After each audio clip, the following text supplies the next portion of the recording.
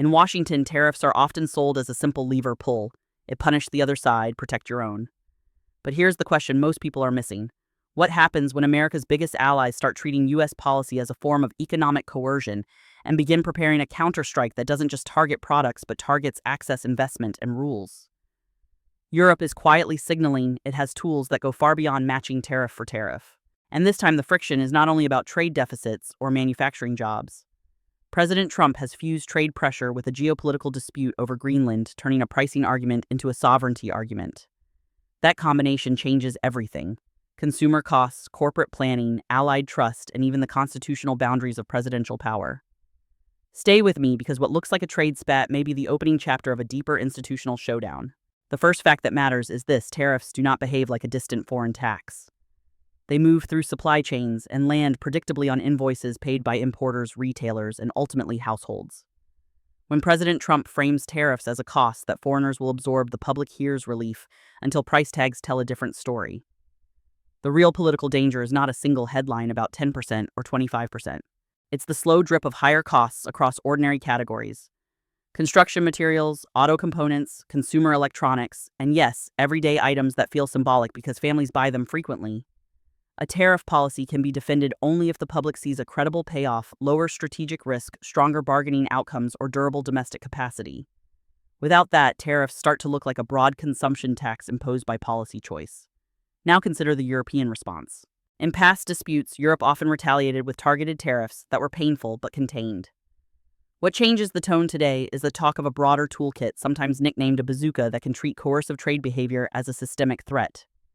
That matters because modern transatlantic economic ties are not just containers crossing the ocean. They are investment flows, joint ventures, research partnerships, licensing, and regulatory recognition.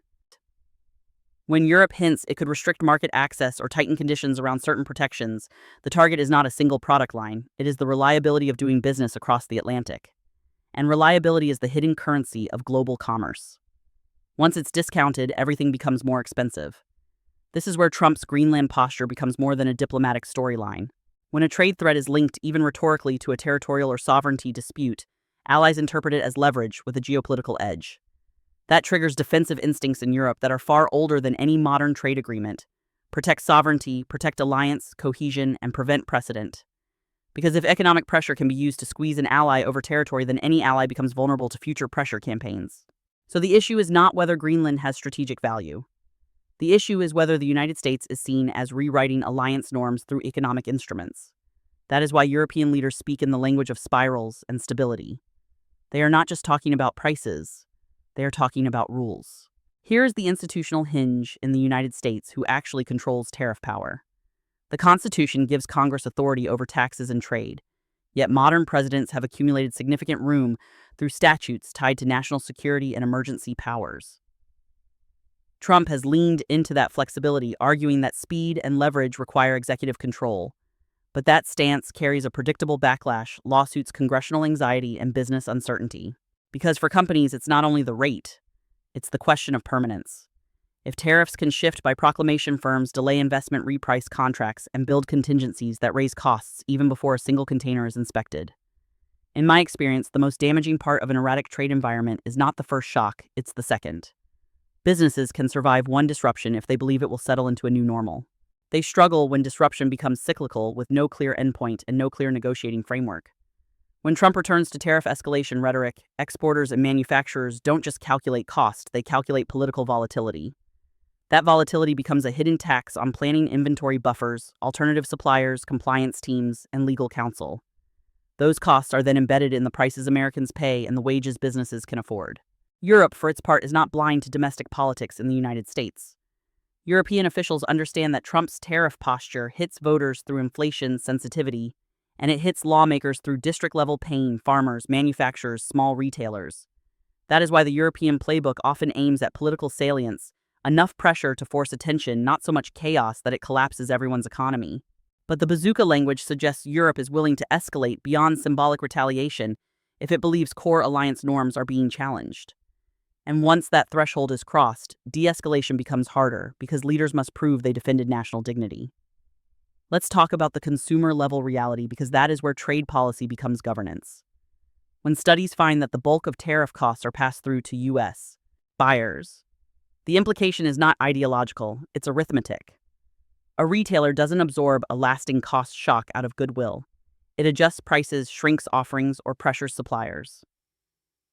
A manufacturer doesn't treat a tariff as a temporary annoyance. It restructures sourcing or slows hiring. Trump can argue the pain is worth it, but he needs to define what worth it means in measurable terms: a negotiated outcome, a security gain, or a durable capacity shift. Otherwise, the policy becomes open-ended sacrifice without a finish line. A less discussed risk is reputational. The Buy American identity can flip into avoid American sentiment abroad when politics becomes part of the product. If European consumers start treating U.S. brands as symbols in a dispute, the damage outlasts the tariff schedule. Brand trust is slow to build and fast to lose. Trump's critics argue his approach is corrosive. His supporters argue it's necessary toughness. My assessment is simpler. When trade becomes a proxy battlefield for unrelated geopolitical disputes, you invite cultural backlash that is hard to quantify and harder to reverse. That's not a moral judgment, it's a market reality. Now we reach the legal cliffhanger that makes this story bigger than economics, the looming question of whether a president can impose broad tariffs under emergency authority as a routine governing tool. If courts narrow that authority, Trump's tariff strategy could be forced into more traditional channels requiring Congress or narrower statutory grounds. If courts uphold broad discretion, future presidents of either party inherit a powerful instrument with limited external constraint. That is why this is not merely a Trump story. It's an institutional story about the balance between speed in the executive and accountability through law. From the standpoint of Congress, this is a moment of choice. Lawmakers can complain on television, or they can legislate to reassert Article 1 authority over trade. That is harder politically because it requires members of the president's party to risk confrontation and requires the opposition to offer reforms that are principled rather than opportunistic. But if Congress does nothing, it teaches presidents that trade policy can be executed by announcement. Trump did not invent executive ambition. He is simply pressing on the weakest point of the system, the gap between constitutional design and modern political incentives. For Europe, the internal calculation is also political: show unity, avoid fragmentation, and keep escalation proportional. European leaders are wary of being seen as passive when sovereignty narratives enter the conversation. If Trump is seen as testing allied boundaries, Europe must respond in a way that deters repetition. That is how deterrence works among friends. The goal is not punishment, but prevention. Yet prevention still has costs. If Europe escalates too far, it risks harming its own consumers and industries. So the likely European approach is a ladder: warnings, targeted measures, then broader instruments if pressure continues. There is a deeper economic truth. The transatlantic relationship is not just big, it is foundational. Investment flows create jobs. Technology transfer shapes competitiveness, and regulatory alignment lowers friction. When trust breaks, it's not only exports that suffer, it's cross-border expansion plans, mergers, joint research, and the willingness to build factories on the assumption that tomorrow's rules will resemble today's. Trump's tariff posture, coupled with Greenland tension, injects a geopolitical premium into the world's most valuable economic partnership. That premium is paid in slower growth and higher uncertainty. I want to be precise about one point that gets distorted in partisan debate. Criticizing tariffs is not the same as dismissing national security. Arctic security matters. Supply chain resilience matters. Great power competition is real. The question is whether tariffs deployed broadly and unpredictably are the right instrument for those problems. In 3 decades, I've learned that the wrong tool applied forcefully creates a false sense of action while producing collateral damage. If Trump wants a security-based argument, he should narrow the tool to security-relevant sectors, pair it with allied coordination, and articulate an endpoint. Security policy without an endpoint becomes permanent emergency. This brings us to the inflation politics that hover over everything. Tariffs can be defended when inflation is low and wage growth is strong. They become politically toxic when households feel squeezed. Trump's party faces a basic dilemma: defend the policy and own the prices, or distance themselves and fracture unity. That is why some voices urge Congress to act rather than talk, because talking leaves members trapped between loyalty and voters. Legislation is a way to convert anxiety into institutional process: hearings, votes, and limits. Trump thrives in ambiguity. Institutions survive on clarity. Another underappreciated consequence is administrative congestion. Tariffs are not just a number. They are classification disputes, exemptions, enforcement rules, and compliance burdens.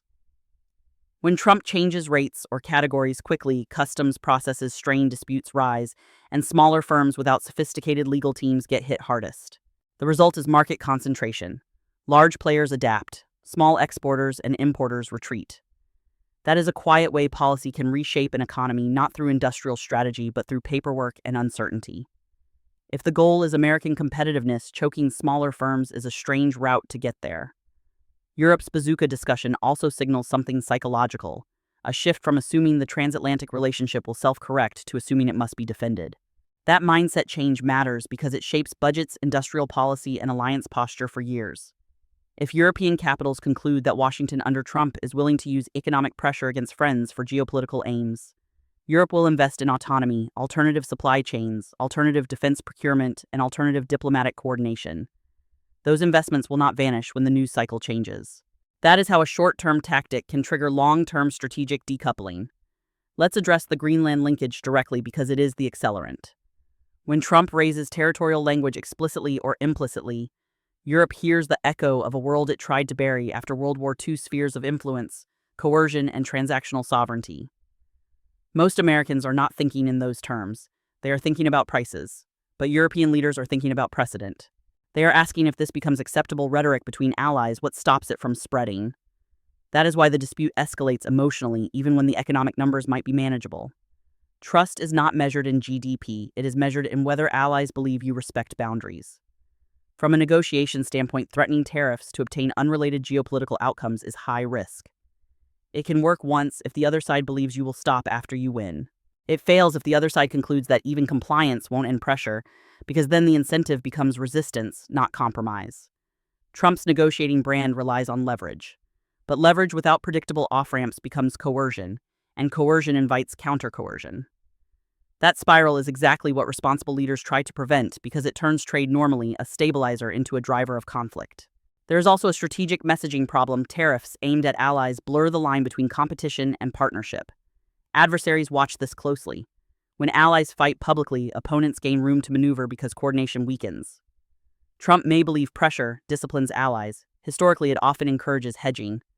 In practical terms, hedging means allies diversify away from U.S. dependence economically and sometimes militarily. That is not an argument for appeasement. It is an argument for using pressure in ways that strengthen the coalition rather than fracture it. The best coercion is the kind you never have to use because partners trust the process. So what should a responsible U.S. approach look like if the administration genuinely believes there are Arctic security stakes? First, separate security cooperation from consumer taxation. Build joint Arctic capabilities with allies through agreements basing investment and shared infrastructure tools that reinforce alliance legitimacy. Second, if tariffs are used, narrow them to clear strategic sectors and publish predictable criteria for adjustment. Third, treat Congress as a co-owner of the policy to increase credibility. Trump can still be firm, but firmness grounded in process is more durable than firmness grounded in surprise. Europe, meanwhile, is likely to keep one eye on deterrence and one eye on de-escalation. The most effective European strategy is to be united, proportional, and precise, so the message is firm without being self-destructive. That is why bazooka talk may function as a warning shot rather than an immediate trigger pull. But warnings are still signals, and signals change behavior. The moment companies believe escalation is likely, they act as if it is already here. That's the paradox of modern economics. Expectations can create reality. Trump's team should understand that even rhetorical escalation has measurable costs. At the political level, Republicans in competitive districts face a test. Will they treat tariffs as a loyalty oath or as a policy choice subject to oversight? Voters typically tolerate sacrifice when leadership is transparent about goals and timelines. They revolt when sacrifice feels arbitrary. If Trump wants his coalition to hold, he needs to give them something sturdy to defend: a defined objective, a defined timeline, and a pathway to relief if conditions are met. Otherwise, members will either break publicly or quietly distance themselves, and both outcomes weaken governance. Strong leadership is not forcing everyone to explain the inexplicable. It is making policy explainable. My personal judgment after decades watching trade conflicts is that the greatest risk here is not a single tariff rate. It is the normalization of policy unpredictability. Tariffs as a rolling instrument of political leverage untethered from stable criteria. When that happens, allies begin planning around America rather than with America. Companies begin pricing U.S. policy volatility into long-term decisions. And ordinary households begin feeling government not as a protector, but as a source of random cost shocks. Trump can still change course without looking weak if he frames it as moving from improvisation to strategy, protect security through alliances, protect consumers through predictability, and protect constitutional legitimacy through oversight. What happens next will not be decided only in Brussels or only in the Oval Office. It will be decided in courtrooms testing the boundaries of executive power in congressional corridors where lawmakers choose oversight or silence, and in boardrooms where firms decide whether to invest or wait. Trump's Greenland posture and tariff posture have merged into a single question. Can the United States use economic power as a tool of alliance leadership without eroding the very alliances that make that power credible? If you want to understand where this goes, prices politics, and the constitutional fight that may redraw presidential authority, follow this series. Subscribe, turn on notifications, and join the conversation with one serious question in a democracy. What is the proper limit on unilateral economic power when it begins to reshape foreign policy by force of price?